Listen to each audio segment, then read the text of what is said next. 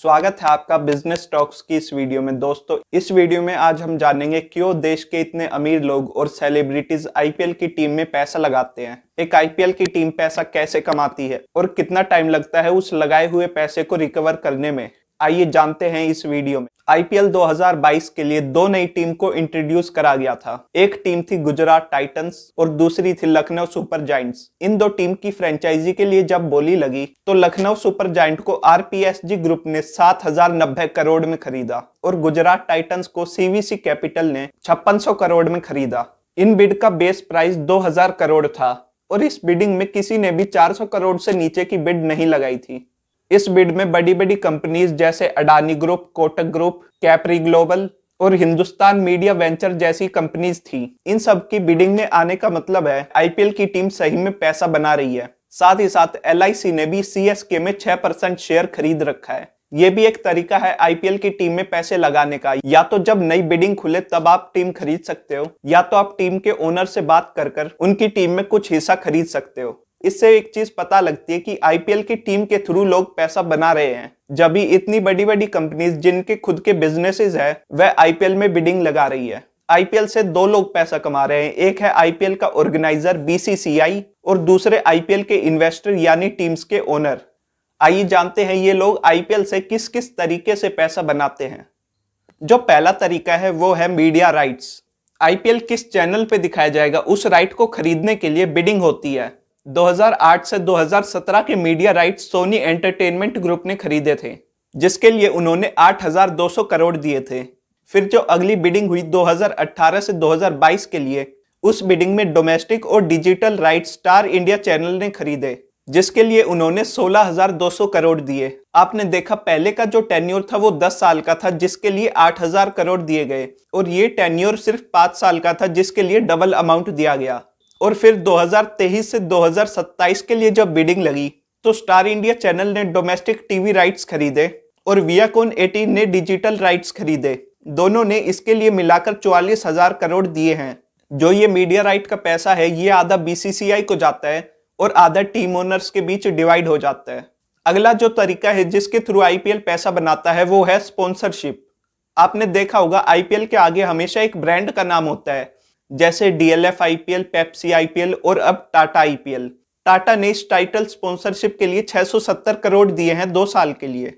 इसके अलावा कई दूसरे स्पॉन्सर भी होते हैं, जैसे strategic time out sponsor, umpire sponsor और एसोसिएट स्पॉन्सर्स और पार्टनर्स। 2022 में रुपे और स्विगी इंस्टामार्ट ने मिलकर 100 करोड़ दिए हैं 1 साल के लिए एसोसिएट स्पॉन्सर बनने के लिए। 1 साल की स्पॉन्सरशिप देकर आईपीएल हर साल 1000 से 1500 करोड़ बना लेता है। ये जो स्पॉन्सरशिप का अमाउंट है ये आधा बीसीसीआई रखता है और बाकी आधा टीम के मालिकों में डिवाइड हो जाता है। इसके अलावा टीम के अपने खुद के स्पॉन्सर्स भी होते हैं, जिनके लोगो उनकी जर्सी पे बने होते हैं। जो टीम के अलग से अपने स्पॉन्सर होते हैं उनका सारा पैसा टीम के मालिक ही रखते हैं।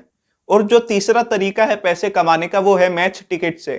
हर आईपीएल टीम के पास अपना एक होम ग्राउंड होता है। उस होम ग्राउंड में वह अपने आधे मैच खेलते हैं। जितने भी ये होम ग्राउंड स्टेडियम है इनमें एवरेज 30,000 से 40,000 लोग तो आते ही हैं और कई स्टेडियम की कैपेसिटी इससे ज्यादा भी है। एक मैच की टिकट का प्राइस क्या होगा वह होम टीम डिसाइड करती है। आईपीएल के मैच की टिकट का प्राइस 300-400 से लेकर 20,000 तक भी होता है। तो जितना भी पैसा मैच की टिकट बेचने से आता है इसका 80% तो होम टीम रखती है और बाकी 20% बीसीसीआई को दिया जाता है। जो चौथा तरीका है जिससे आईपीएल पैसा कमाता है वो है मर्चेंडाइज और इवेंट के थ्रू। आईपीएल के दौरान हर टीम अपने मर्चेंडाइज जैसे कैप्स, जर्सी और बैट बेचती है। इसके अलावा आईपीएल और टीमें अपना इवेंट्स भी कराती है जिसके थ्रू भी वह रेवेन्यू कमाती है। साल 2020 में मुंबई इंडियंस ने 65 करोड़ तो सिर्फ मर्चेंडाइज बेचकर ही कमा लिए थे। अब इन सारे सोर्सेज से जितनी भी कमाई एक टीम को होती है उस टोटल कमाई का 20% हिस्सा बीसीसीआई ले लेती है।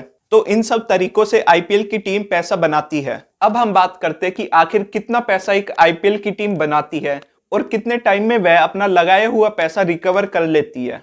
इसके लिए हम 2 टीमों का एग्जाम्पल लेंगे। एक टीम लेंगे हम आईपीएल की अब तक की सबसे महंगी टीम लखनऊ सुपर जायंट्स और दूसरी टीम मुंबई इंडियंस जो कि सीजन 1 की सबसे महंगी टीम थी। इनके एग्जाम्पल से हम समझेंगे। सबसे पहले हम मुंबई इंडियंस की बात करते हैं। रिलायंस इंडस्ट्रीज ने मुंबई इंडियंस को 2008 में 450 करोड़ में खरीदा था। अब जो ये 450 करोड़ का अमाउंट है, ये इन्हें 10 साल में पे करना होता है। ऐसा भी हो सकता है रिलायंस इंडस्ट्रीज ने इसे एक साथ पे कर दिया हो, पर हम यही अज्यूम करके चलेंगे कि इसे 10 साल तक हर साल दिया गया है। तो हम हर साल के एक्सपेंस और इनकम को देखेंगे, जिससे हमें सही तरीके से प्रॉफिट का पता लग पाएगा। तो पहले हम मुंबई इंडियंस के पहले सीजन के एक्सपेंस की बात करते हैं। तो उनका पहला एक्सपेंस फ्रेंचाइजी खरीदने की ईएमआई यानी 45 करोड़ होगा। उसके बाद उनका अगला एक्सपेंस होगा ऑक्शन पर्स, वो पैसा जो उन्होंने प्लेयर खरीदने के लिए रखा है। सीजन 1 में हर टीम के पास 22 करोड़ का ऑक्शन पर्स था। इसके अलावा जो तीसरा एक्सपेंस होगा वो होगा मैनेजमेंट एक्सपेंस, जितना भी टीम का ट्रैवल करने का, खाने का और रहने का खर्चा होता है। आज के टाइम में हर एक टीम 100 से 150 करोड़ के बीच ये खर्च कर देती है, पर 2008 के लिए हम 50 करोड़ एज्यूम करके चल रहे हैं। तो इन सब का टोटल एक्सपेंस बनता है 117 करोड़। उसको अगर हम राउंड ऑफ करें तो 120 करोड़ बनता है। अब हम मुंबई इंडियंस की सीजन 1 की इनकम को देखते हैं। जो पहली इनकम है वो है मीडिया राइट्स 50 करोड़ एक साल के लिए।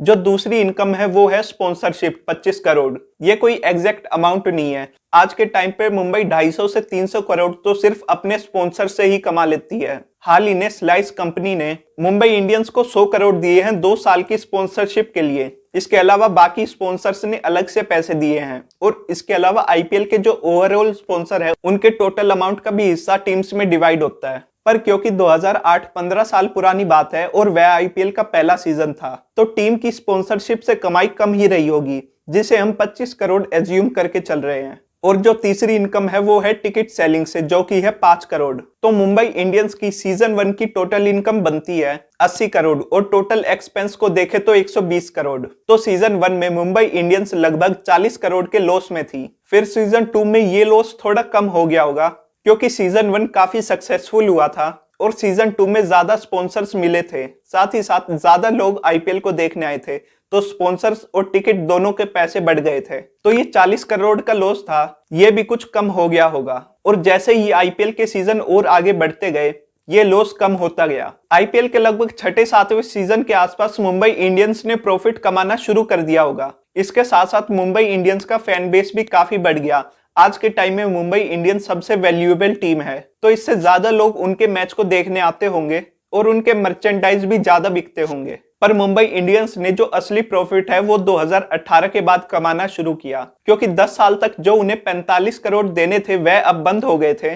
साथ ही नए मीडिया राइट्स भी इशू हो गए थे, जिससे मीडिया राइट्स के थ्रू इनकम भी बढ़ गई थी। और उसके बाद मुंबई इंडियंस हर सीजन में 800 से 1000 करोड़ रुपए कमाती है एक्सपेंसेस हटाने के बाद। और आने वाले सीजन में यह कमाई और बढ़ने वाली है, क्योंकि स्पॉन्सर और मीडिया राइट के थ्रू और पैसा आएगा। और जब तक आईपीएल चलेगा मुंबई इंडियंस अब प्रॉफिट ही कमाने वाली है। अब हम अपने दूसरे एग्जांपल लखनऊ सुपर जायंट्स को देखते हैं। इसको भी हम ईयरली एक्सपेंस और इनकम के थ्रू देखेंगे। तो एक्सपेंसमेंट का पहला एक्सपेंस है 709 करोड़, जो कि हर साल की किस्त है। फिर जो अगला एक्सपेंस है वो है ऑक्शन पर्स 120 करोड़, और फिर अगला एक्सपेंस है मैनेजमेंट एक्सपेंस, जो कि है 130 करोड़। तो इन सब का टोटल बनता है 959 करोड़। इसे हम राउंड ऑफ में 1000 करोड़ मान लेते हैं। फिर इनकम में देखें तो पहली इनकम है मीडिया राइट 160 करोड़ एक साल के लिए, स्पॉन्सर्स लगभग 200 करोड़ और टिकट कलेक्शन 20 करोड़। इनका टोटल बनता है 380 करोड़। पर अगले साल से इन्हें नए मीडिया राइट के पैसे मिलेंगे, जो कि होंगे 480 करोड़। ये इनकी पिछले सीजन की टोटल इनकम से भी ज्यादा है। साथ ही साथ 2022 सीजन में लखनऊ ने अच्छा परफॉर्म किया था, जिसकी वजह से उनके स्पॉन्सर्स और बढ़ेंगे, जिससे उनके अगले सीजन की इनकम लगभग 750 से 800 करोड़ होगी। हर साल ऐसे करते करते इनकी थोड़ी थोड़ी इनकम तो बढ़ती रहेगी, और फिर 10 साल बाद जो इनके ऊपर हर साल 709 करोड़ देने का बर्डन है वो उतर जाएगा।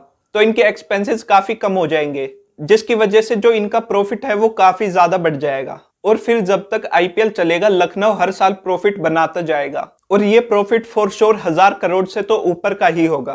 तो आईपीएल के इस रिवेन्यू शेयरिंग मॉडल को देखते हुए ही लोग आईपीएल में पैसा लगाना चाहते हैं और आईपीएल में अपनी एक टीम बनाना चाहते हैं।